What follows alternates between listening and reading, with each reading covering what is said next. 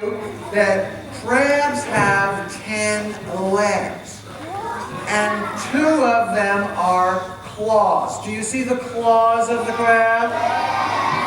Maybe you can't see the rest of the legs. I have a crab here. Let me get it out. It's a nice, fuzzy, friendly crab. It's not a crabby crab, but it shows you the legs of a crab, and here it is. Okay. So, as I said, the crab has 10 legs. Do you see 10 legs? On this side we have 1, 2, 3, 4, 5. How many would we have on the other side? Another 5. The crab has symmetry. The sides are mirror images. So how many altogether? 10. Okay, the crab has 10 legs. Now, how many of them are claws? 2. Also known as pincers. Okay, so here's my question. If the crab has 10 legs and 2 are claws, how many other legs does it have? How many others when we take away the claws? It has 8 legs left after we take away the 2 claws. 10 altogether, 2 claws. How many others does it have? 8. Let's write that as an equation. Okay? We start with 10, and what does that say? Minus the 2 claws equals what? It equals 8. Another way we could do it is we could say 2 claws plus how many others, how many more, equal 10. What should we put there? 2 plus 8 equals 10. Good. We have written a few equations here. Okay. Want to try one more? Want to try a harder one? Okay, let's do this one right here. It's from the book called Look Once, Look Again in the Forest. And here it is. It says, "This looks feathery, but it is not from a bird. It belongs to an animal that flutters around at night." A lot of people said an owl. Can it be an owl? No, because an owl is a bird. An owl's a bird, so it can't be an owl. Now, a lot of people say a bat. And that's good because a bat is not a bird. And a bat does flutter at night. But does that look like any part of a bat?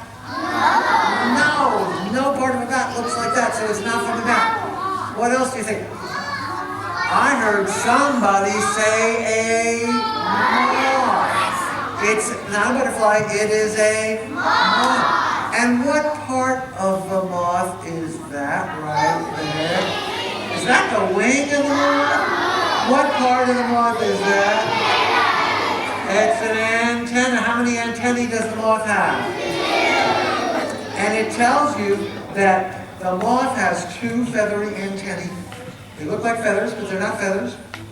And they are the nose of the moth. That's how the moth smells. Then it tells us something really amazing about a moth.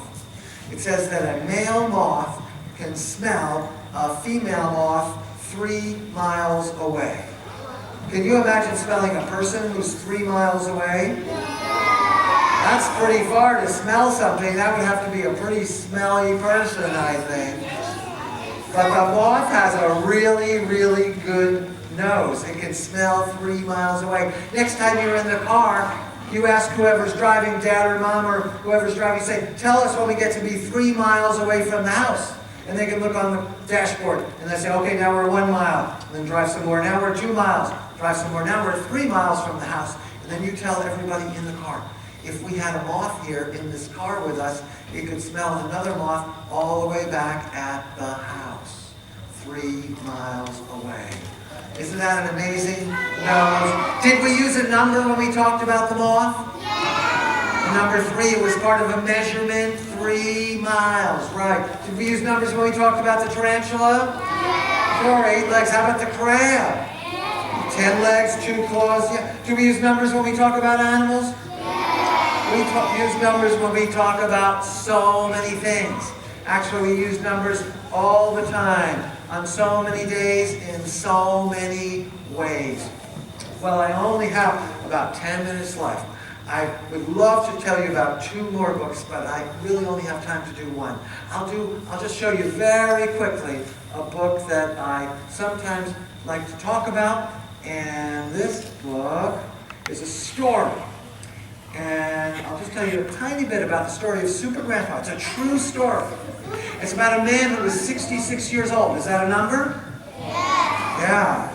And what he loved to do more than anything else was ride his bike. Every day he rode his bike, and then he came home to eat his breakfast while he read the paper. One morning he read something very exciting. There was going to be a long bike race. That race would be 1,000 miles long. Is that a number? Yeah! It's a measurement that involves a number, uses a number, sure. And he said, this is the race for me. But everybody else at the breakfast table said, Gustav, you can't ride your bike 1,000 miles. You're 66 years old. You're too old. Did he think he was too old? No. He just hopped on his bike and he went off to see the 3 judges who were in charge of the race. Did I use a number there? How many judges were there? And he told them he wanted to enter the 1,000-mile bike race, but the judges said the same thing. They said, Gustav, you're 66, you're too old. Well, he didn't think he was too old, so he tried to argue with the judges, but they just told him to go home to his rocking chair. You think he went home to his rocking chair? No. He went home to his bicycle. And he said, okay, those judges are in charge of the race, so they can keep me out, but they cannot keep me off the road. I will ride with all the other racers and prove that I can do it. Well, that's the beginning of Super Grandpa. And when you read the book, you'll find out what happened when he tried to prove he could ride 1,000 miles in this race. And there will be a lot more numbers in the story. We use numbers in stories.